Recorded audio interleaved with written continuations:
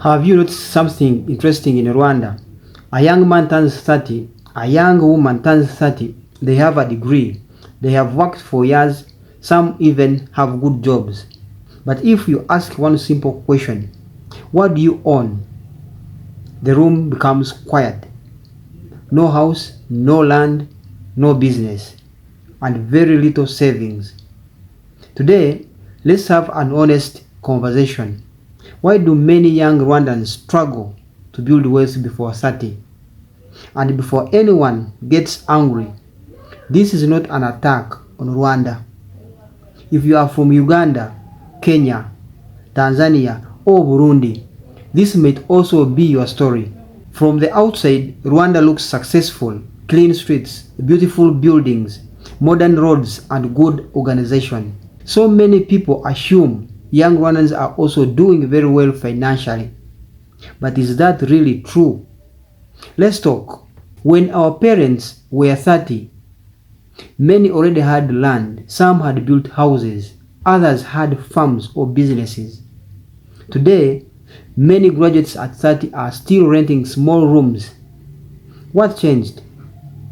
Are young people becoming lazy? Or has life become much harder? Think about it.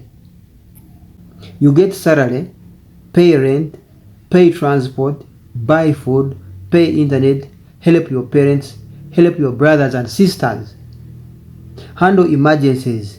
What's left? Can someone really become wealthy under those conditions? Some people may say yes. They say opportunities are everywhere and young people waste too much time on social media. They say many people want success too quickly. A car at 25, a house at 28, financial freedom at 30. But was life ever meant to work that way? Then there is another side. How do you start a business without money? How do you start a business without money? How do you buy land when the prices keep rising? How do you save when your salary is finished before the month ends? These are real questions. And here is another difficult question. Are young people trying hard enough, or are they waiting for jobs to save them? If 10,000 graduates are fighting for 1,000 jobs, what happens to the other 9,000? Should they keep waiting? Or should they build something? But business is risky. Failure is expensive. Loans are difficult to get. And not everyone comes from a rich family. Some people fail 3 times and keep going. Others fail once and lose everything. So is business really the answer? I don't know. You tell me. Another question. Has social media changed our understanding of success? A 22-year-old opens Instagram and sees someone driving a nice car. Another person owns a business. Another bought a house suddenly. Being normal feels like failure. But maybe social media is not real life. Maybe some people are pretending. Maybe some inherited money. Maybe some are deeply in debt. Who knows? Tell me in the comments. Should a 30-year-old already own a house? Or have we placed too much pressure on young people? And is this even a Rwanda problem? Look at Uganda. Look at Kenya. Look at Tanzania. Young people across Africa are asking the same question. They are educated, they work hard, yet owning something feels further away than ever. Maybe the problem is bigger than Rwanda. Maybe the economy is changing. Maybe the cost of living is rising faster than salaries. Or maybe our parents had an advantage we don't talk about. Land was cheap, competition was lower. There were fewer graduates. Could that be the answer? Or maybe today's youth have too many distractions. Phones, entertainment, social media, online trends. Are these slowing people down? I want your opinion.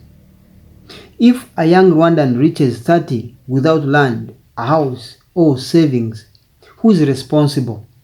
The economy, the government, the education system, employers, the individual, or all of them together? Because everyone blames someone else. Meanwhile, time keeps moving. 25 becomes 30, 30 becomes 35. The pressure gets bigger. Friends are marrying, others are building houses, others are buying land. The comparison becomes painful. So what should young people do? Lower expectations, start businesses, move to another country, learn technology skills, or simply be patient?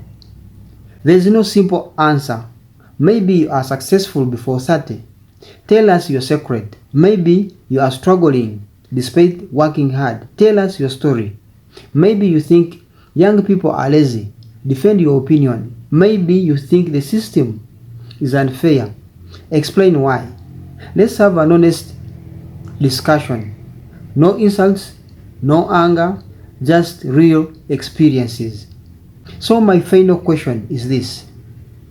If you could give every young Rwandan one thing to help them build wealth before 30, what would it be? Better jobs, cheaper housing, business loans, financial education, or something else? I want to read every answer because this conversation is not only about Rwanda. It is the conversation of an entire generation.